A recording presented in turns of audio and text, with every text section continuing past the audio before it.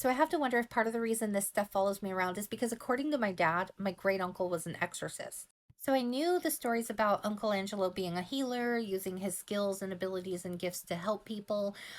Word of mouth got around, so if somebody was having a haunting or something like that, he would come out and help. And my dad often talked about this trunk. Nobody was supposed to get into this trunk because it contained all this like spiritual stuff that he didn't want getting out. It was like a Pandora's box, so to speak. And my dad, being curious and being stubborn, got into the box.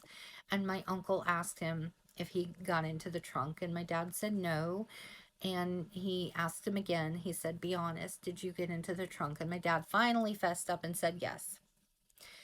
And there were some times when my dad would tell that story where he would describe like how my uncle's face kind of changed, like kind of dropped, and was like, "Your life is never going to be the same again."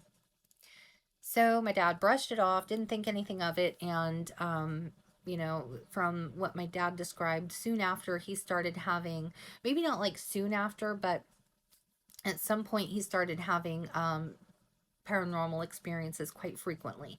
And he would often tell those stories followed with, "I wonder if I had never gotten into that trunk, if I could have had a normal life, if things would have been different for me." And so I think that that's two whammies against me. And the third being that I'm curious and I was poking and prodding the bear. And when you do it hard enough, you will wake up that sleeping bear. I think that's part of what happened here as well. I think that some of it would have come naturally to me, but I think that there was part of it that I really opened it up completely. So all of those things considered, there's one more piece to the puzzle. And that trunk makes it pretty plausible that maybe he was an exorcist. So when my dad was telling me about all of this, he said that my uncle did it for the thrill of it. Some people like skydiving and bungee jumping. He liked the paranormal. And I'm pretty sure that this is the way that my dad described it. Like that was his adrenaline rush. That was his skydiving equivalent. So he started practicing to go up against you know who at the crossroads.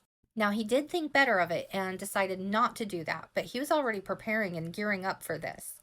So I think maybe he kind of drew some attention there that was unwanted. Luckily, I don't have a lot of those kind of experiences. Usually they come to me during sleep paralysis because I do think that I'm pretty protected.